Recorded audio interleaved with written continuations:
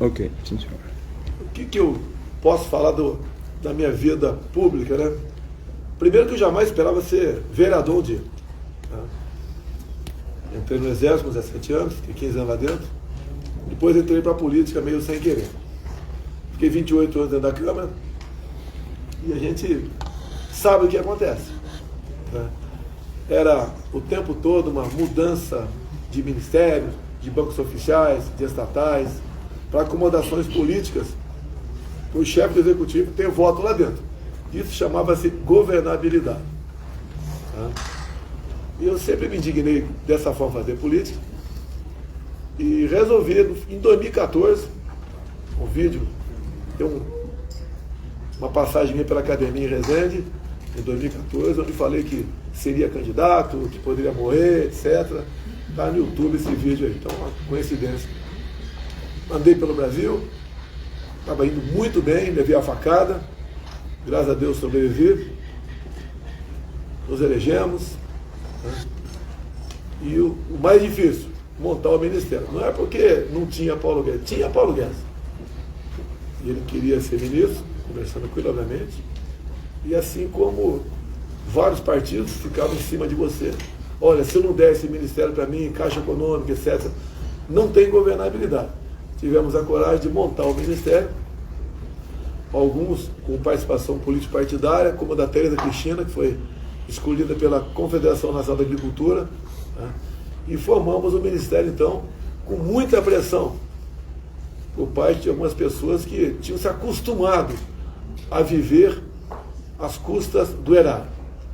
Vencemos os 2 primeiros anos, o primeiro ano foi decisivo, com a equipe do Paulo Guedes em especial, desburocratizar, desregulamentar, criar a lei da liberdade econômica, aprovar algumas reformas, chamar o Ricardo Salles, ô Ricardo, não dá para ter indústria da multa no campo, tem que reduzir esse trem aí.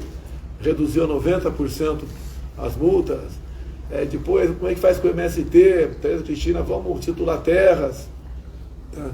A questão do armamento, sempre todas as ditaduras foram precedidas de campanhas desarmamentistas, a história vem e mostra isso. Vamos fazer o contrário, o chefe que tem medo do povo armado é o cara que quer dominá-lo. Né? Fizemos o contrário, está para anunciar nesses próximos dias aqui, já temos dados preliminares, entramos na casa dos 20 mortos por 100 mil habitantes em 21, é uma coisa já de, lógico, a gente quer zero, né? Mas são números mais que aceitáveis, diferente do que tínhamos há pouco tempo aqui, várias polícias adotadas. Quem é responsável por segurança é o respectivo governador, a gente colabora apenas, tá? E assim, muita coisa foi feita. 2020, um ano, uma incógnita para todo mundo, pandemia, graças a Deus vencemos, demos auxílio para os mais humildes, atendemos governadores, prefeitos com recursos, programas do Paulo Guedes aqui, o Pronamp, o BEM, para evitar o desemprego. Todo mundo achava que tinha caído 9%, 10%, caiu 4%. Foi um sucesso para nós. Em 21 já veio a recuperação, tá? Mas tivemos uma crise, falta d'água enorme, tivemos que aumentar o preço da energia elétrica, isso reflete na inflação. Chegou a 22, uma guerra lá fora. Antes de começar, fui lá, cara, sabe disso, negociar fertilizante com o Putin, 3 horas de conversa. Né? Não foi samba e carnaval, né? Foi 3 horas de conversa. Tá? 2 metros de distância, 1,5 metro, sem máscara. Tudo que o Putin conversou comigo está sendo honrado, desde a chegada dos fertilizantes, diesel e outras coisas também, e também de lá para cá, que no momento certo isso vai aparecer. Demonstrando a nossa maturidade com a política externa, que é mais importante, eu confiando nos meus ministros. Eu já vi, dentro do plenário da Câmara, o cara falar o seguinte, não, o ministro não deve satisfação para o presidente, não, deve para o tal cara que é o presidente do partido dele. Conseguimos botar um ponto final nisso, não há nenhum clima de confronto com o parlamento, não foi fácil ter os primeiros 2 anos de governo nosso, dada a descomposição do parlamento, mas passamos tudo isso. Depois veio a questão dos combustíveis, os governadores tiveram consciência do que estava acontecendo, o consórcio do Nordeste entrou contra a redução do preço do combustível, por lado de cá quase ninguém entrou, entendeu a situação. Se Se a perda acumulada ultrapassar 5%, a gente entra em campo, cara, você sabe disso, está na lei isso aí. Mas foi bom para todo mundo. Paulo Guedes começou a adotar uma política de redução de impostos, como, por exemplo, reduzimos em 35% o IPI para 4 mil produtos. Zeramos muita coisa de importação, zerando alguns impostos aqui dentro. Ou seja, entendeu-se, né? Quem sou eu para falar de política de economia perto do Paulo Guedes? Mas entendeu-se que a questão quanto mais impostos chega um ponto e começa a cair a arrecadação, já tínhamos ultrapassado essa linha aqui no Brasil. E fizemos a nossa parte. Hoje está aí, o terceiro mês com inflação negativa. A Ação Brasileira de Supermercados fez uma nota anteontem, e é verdade, tivemos um supermercado lá eu acho que foi em Teresina, Piauí, se não me engano, foi em Fortaleza. Os preços caíram em média 20% nos últimos 30 dias para cá. Ao emprego aí, alguns estados, não sei como é que está Goiás, por exemplo, Santa Catarina do Paraná está no pleno emprego, na ordem de 6%, lá tem falta e precisa de mão de obra, Goiás deve estar no mesmo caminho. A gente tem uma visão aproximadamente quem governa o estado e como estão. Por exemplo, o nosso Nordeste tem problemas, nós sabemos disso, mas há 20 anos são administrados pela esquerda. Então está na cara que o que está errado é o partido que administra esses estados. Estamos numa situação bastante confortável, levando em conta a Europa, a América do Norte, os nossos vizinhos aqui, como a gente ouve falar sempre, é verdade, o país mais rico em petróleo do mundo, o povo vive em situação de miséria pior do que o Haiti, que é a nossa Venezuela. Olha a Argentina, há poucas décadas tinha um PIB igual ao nosso. Hoje 40% do povo está na linha da pobreza. A própria imprensa mostra, quem diria, né?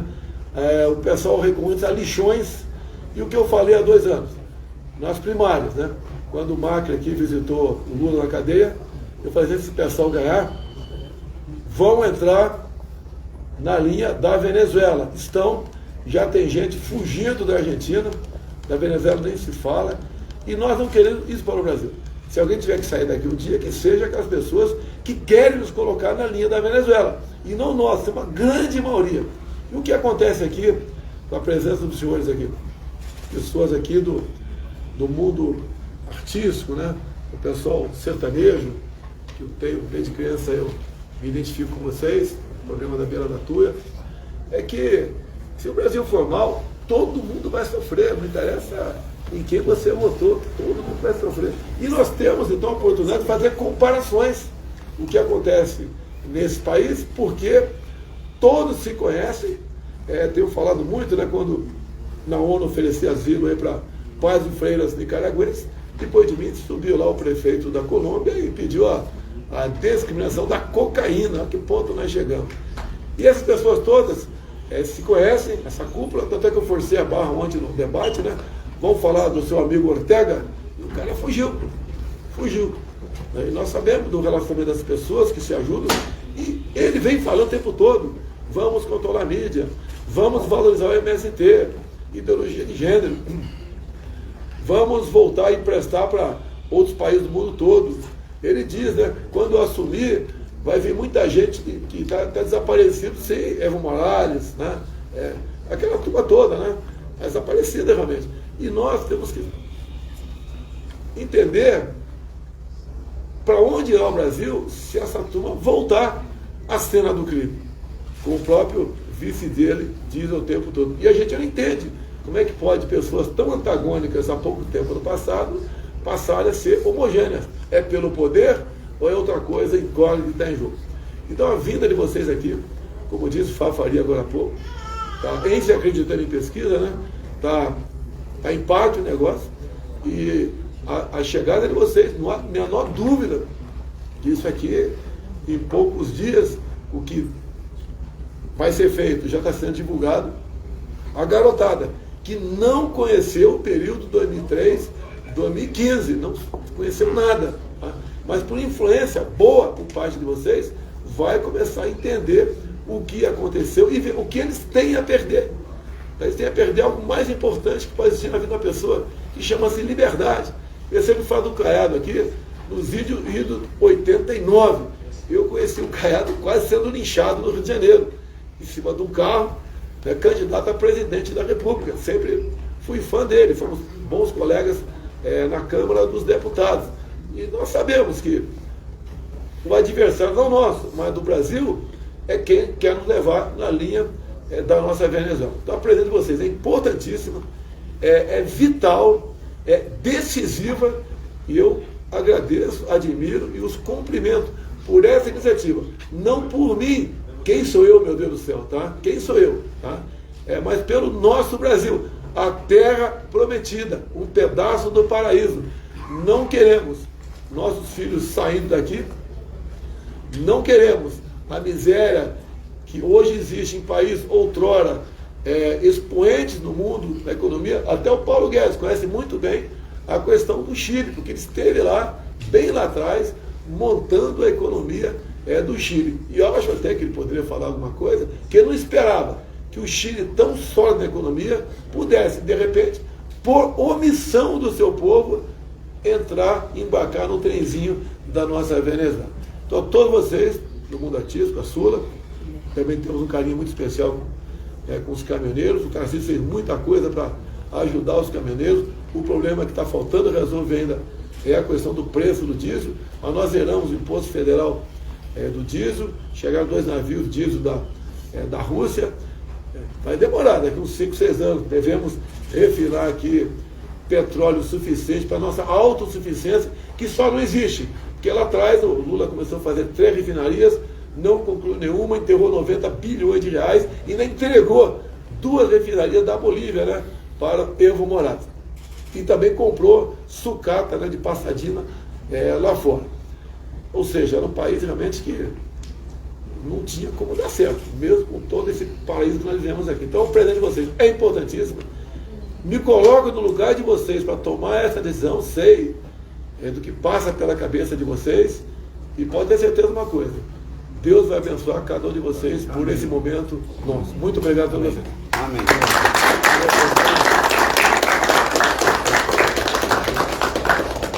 Fala, Paulo Guedes. Falar do Chile? O Bruno ligou.